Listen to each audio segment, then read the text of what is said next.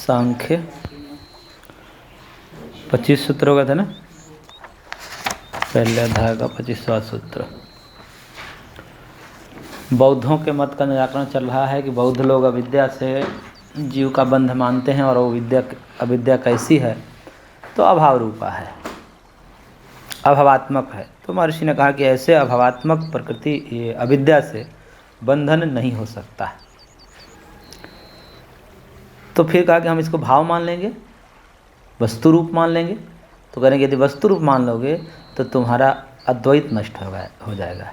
केवल विज्ञान को ही मानने वाले फिर एक अविद्या दूसरे तत्वों को मानना पड़ेगा, तो तुम्हारा अद्वैत भंग हो जाएगा।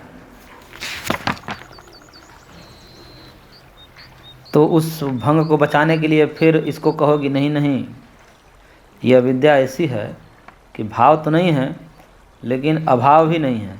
तो भाव अभाव ये विरुद्ध धर्म से विशिष्ट, या भाव अभाव विलक्षण, सद असद विलक्षण उभय रूपा है, ऐसा माने। तब उन्होंने कहा कि न तादृक् पदार्था प्रतीते है, इस प्रकार के पदार्थ की प्रतीति ज्ञान नहीं होता कि सत भी हो असत भी हो, एक ही समय में पदार्थ सत भी हो और असत भी हो, परस्पर विरुद्ध गुण विशिष्ट पदार्थ नहीं हो सकते। तब इसने कहा कि देखिए, हम षड पदार्थवादी वैशेषिकादिवत तो है नहीं कि 6 पदार्थ से संख्या में हम बांधते हैं। एक और सही अद्वैत विज्ञान के अतिरिक्त एक अविद्या भी सही, हम संख्या में तो अपने आप को बांधते नहीं। तो ऐसे पदार्थ को भी हम मान लेंगे, हमें मानने में कोई समस्या नहीं है। तब इसके परिहार में परिहार कर रहे हैं, जवाब दे रहे हैं 25 नंबर सूत्र के। सूत्र बोलिए, अनियतत्वे अपि नायौक्तिकस्य संग्रहो अन्यथा बालोन्मत्तादि समत्वम्।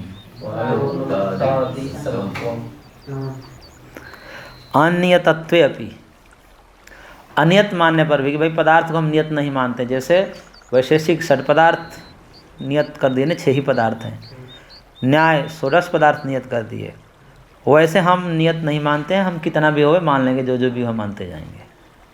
तो अविद्या को भी मान लेंगे, विज्ञान को तो मान ही रहे हैं, और अविद्या को भी मान लेंगे।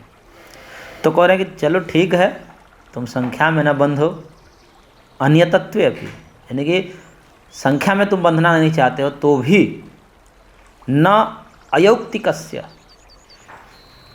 अयौक्तिक पदार्थ का, जो किसी युक्ति से प्रमाण से सिद्ध नहीं है, ऐसे युक्ति विरुद्ध पदार्थ का संग्रह करना, मानना, स्वीकार करना, ये तो ऐसा ही है जैसे बालोन्मत्तादि समत्वम। बालक कोई बोला है अथवा कोई उन्मत्त पागल बोल रहा है, बालक बोल रहा हो बिना तर्क का, बिना सिर पैर का बोल देता है बालक, उसके बोलने में कोई तर्क नहीं होता, या पागल बोल देता है। तो ये तो बात ऐसी हो गई कि बालक और पागल की तरह उन्मत्त बात बोल रहे हो। भाई कुछ भी कैसे मान लोगे, जो युक्ति से सिद्ध हो, प्रमाणों से सिद्ध हो, उसी को तो मानना पड़ेगा। प्रमाण से, युक्ति से असिद्ध पदार्थ को मानना, ये तो बालक की भांति, मूढ़ की भांति है।